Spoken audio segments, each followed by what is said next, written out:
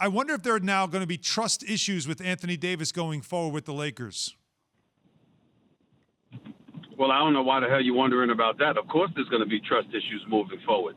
When you've got a career where you've missed over 150 games where, you've been injured and what have you, that's amounting to about 20% of the games of your career. That's problematic for you if you're Anthony Davis.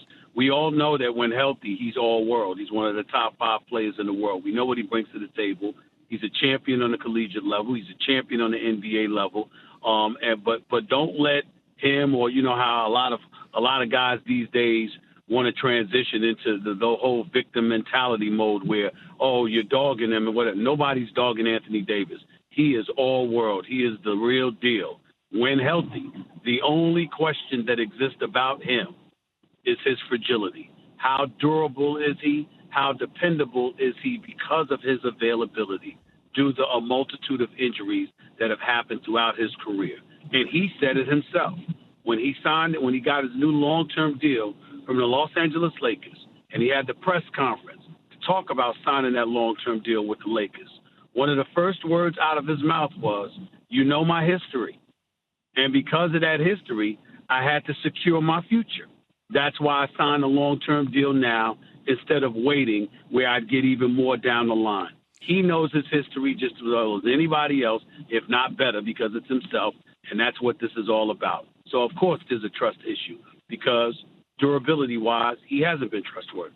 Now, we know all that, right, Stephen A? We know that he's been hurt, he's been this. We can't trust 100% of what's going to happen. So now, how do we secure a number 2 guy to go alongside LeBron just in case this comes up again next season? So now we get 3 guys. If I'm the Lakers, I go about the business of getting a shooter, somebody that you can rely upon that can put the ball in the hole from the perimeter, because clearly that was an Achilles heel for the Los Angeles Lakers this season. There's no way around that, and you need a bona fide guy that's a legitimate threat from the perimeter that can create his own shot. I'm not talking about a guy that can catch and shoot like Kentavious Caldwell-Pope.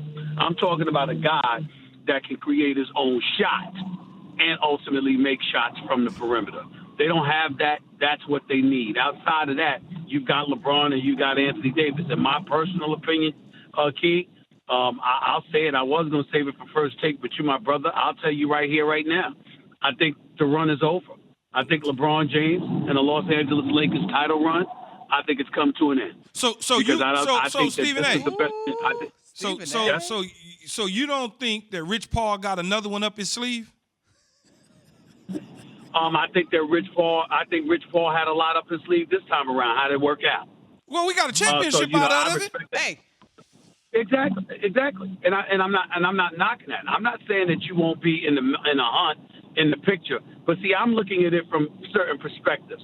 I'm looking at Jamal Murray coming back and Denver only getting better in the emergence of Michael Porter.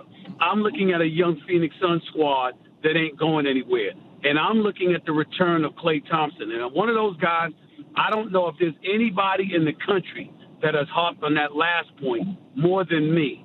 I believe, and I religiously stated throughout this season, that the second Klay Thompson and Steph Curry are back together and healthy, look the hell out.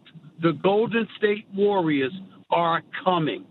But last time I checked, Brooklyn ain't going nowhere. At least for the foreseeable future, I have Brooklyn winning the chip anyway. Philadelphia's not going anywhere. Milwaukee's not going anywhere. I think this season was the Lakers' best chance in the LeBron James era to get another chip. Now that it has faded, I believe it is over, that the Los Angeles Lakers will be in the playoffs as long as LeBron James is there. They'll be formidable enough, but they will fall. Somebody will be there to knock them off. This was their best chance. They ain't getting any younger. LeBron James certainly ain't getting any younger. And I think that your best chance left last night. It's over.